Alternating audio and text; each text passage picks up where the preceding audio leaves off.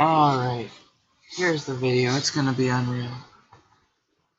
It's gonna be a video about BC Canada's gameplay in week 1 of the season.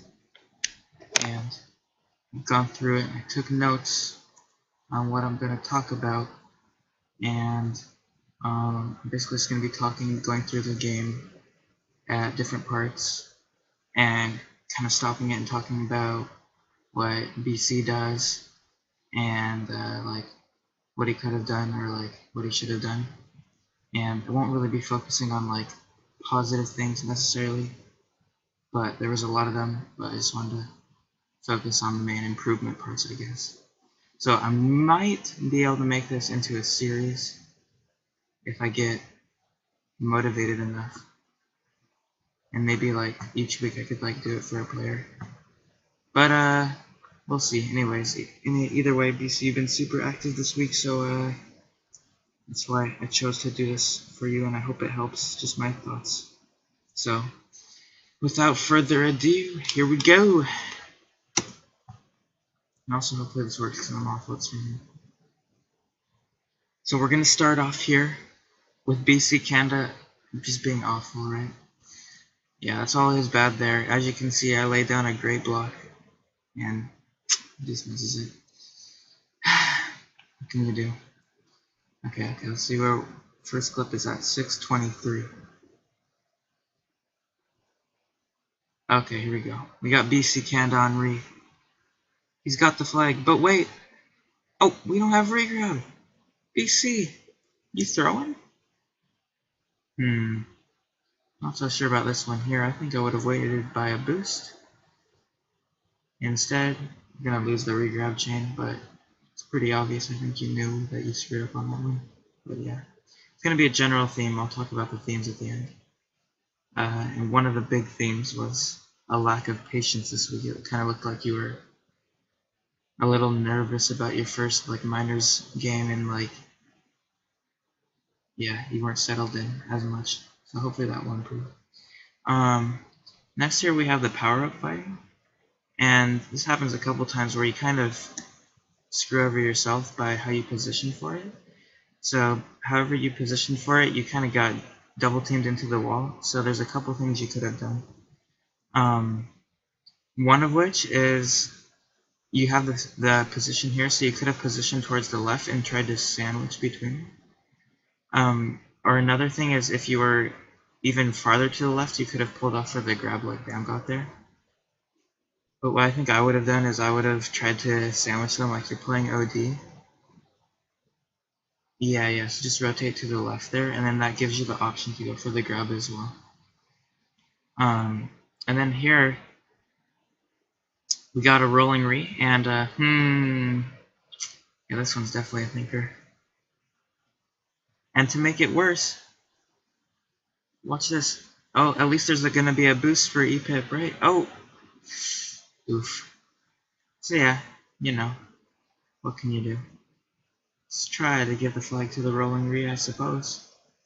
And yeah, then the cap. What can I do? Oh, valiant effort. Alright, but yeah, those are just like minor things so far. It's like kind of like the patience thing is like pretty important, but like some of the other things are just like pilot related or like situational, but it's just good to be aware of what you could have done. I'm gonna move on here.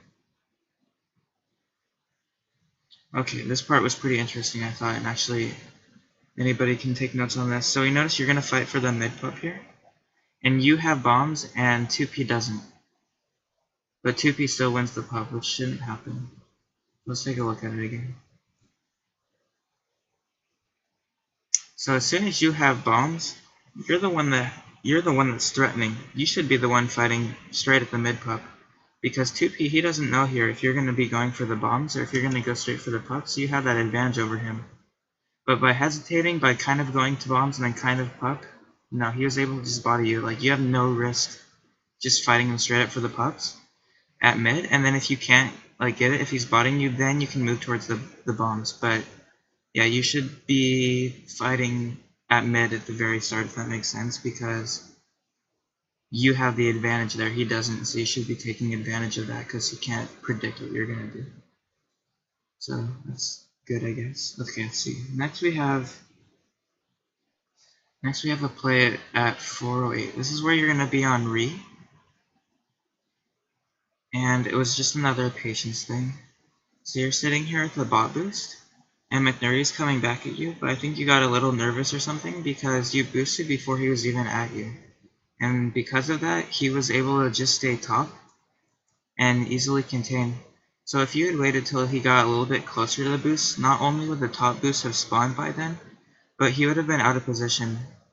So you weren't really any threat there, so you should have just been a little more patient on the boost, and then you would have had McNurdy out of the position. But you did make some nice jukes there. And yeah, right here there's not really anything you could do. So just try to be a little more patient on those when you're waiting for re, and you can force the defenders out of position. Let's see. I wrote down at 335 oof, so I forget what happened. Let's see. Oh, oof. What can you do? That one's pretty obvious. Just try to stay ahead there. No reason to pressure, but yeah, you know that. Okay. Let's see. Okay, so then here after that, you do grab the flag, which is fine. But the problem here is they have anti and you only have one chaser.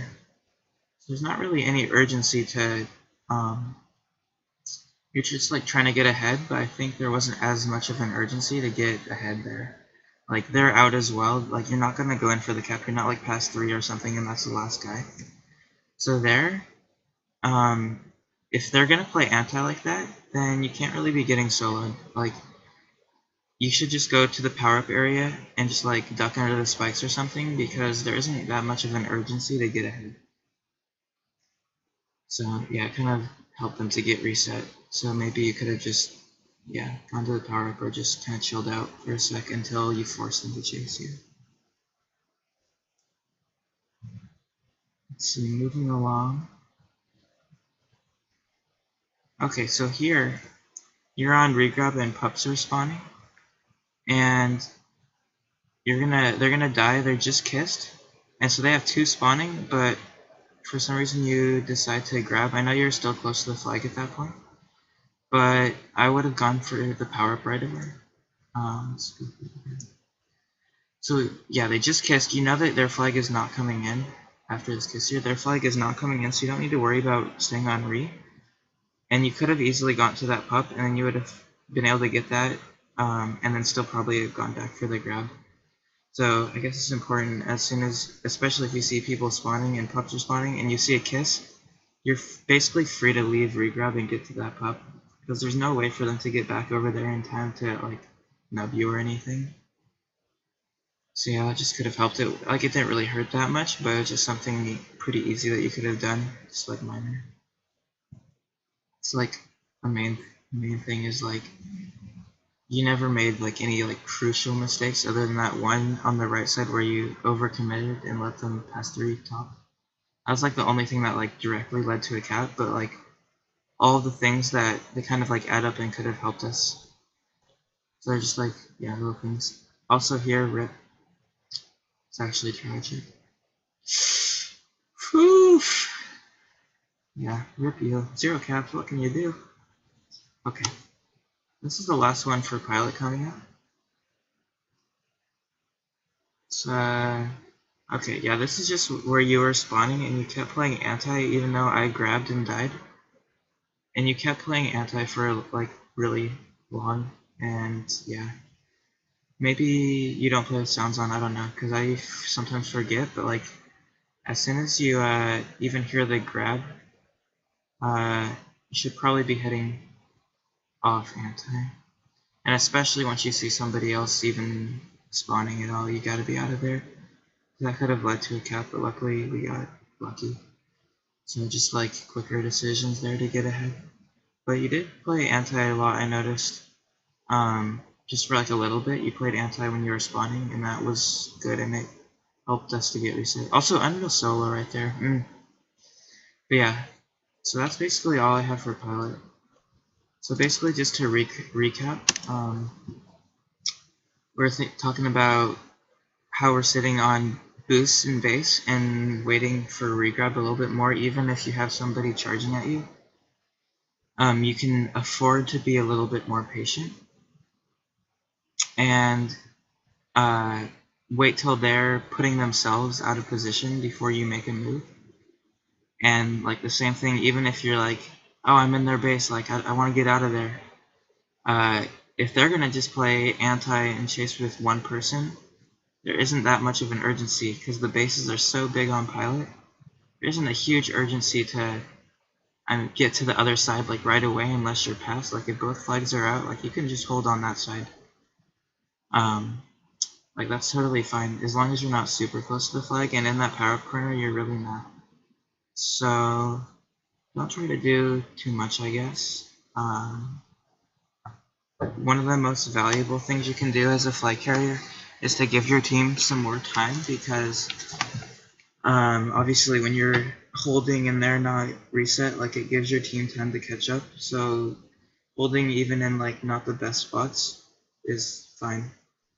So yeah, that's basically all I have for pilot, but you did play well. Like there's a lot of good plays, I just didn't mention them, I guess, because I thought it would be more productive to talk about like constructive criticism, but for the future videos or whatever, maybe I can talk about that if you guys really want. Okay.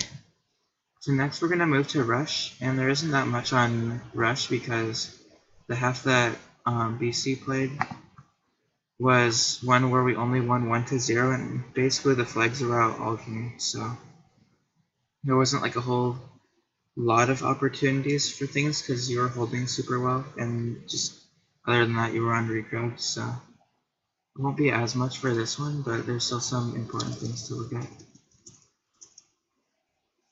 Alright. So the big thing on Rush that we can take into next week is how we are spending our time on regrab, I guess. So how we're being productive. So if you notice here, BC goes back to regrab, even though if he had chased, he probably could have gotten the return with EPIP, and he was not really in any threat to be nubbed because he would have chased towards El Saco.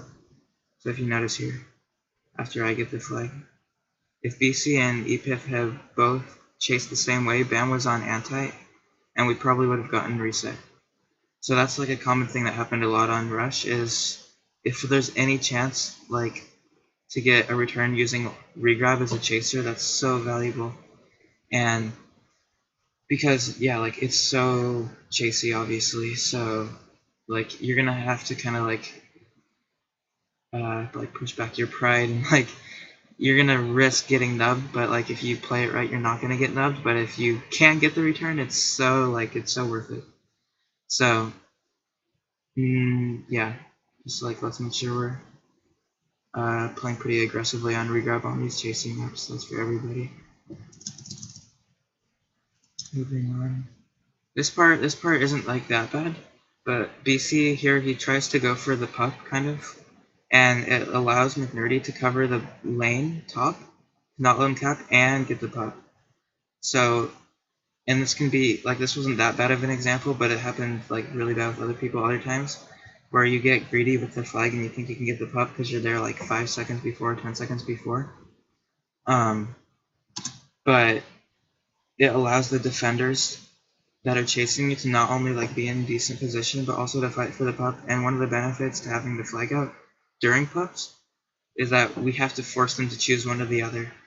So holding with the flag away from pups and either forcing defenders towards you or getting potentially an opportunity to cap because they're going for pups, or like they're forced to play OD, so then somebody else can go get the pup, is pretty effective. So yeah, just try to hold maybe towards mid or even like closer to the flag on the other side, so then they're being forced to stay on OD there. Also, okay, let's see. 630 apparently you threw. Oh no.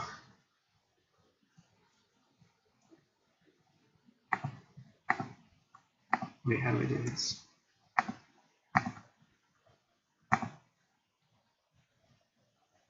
Hello?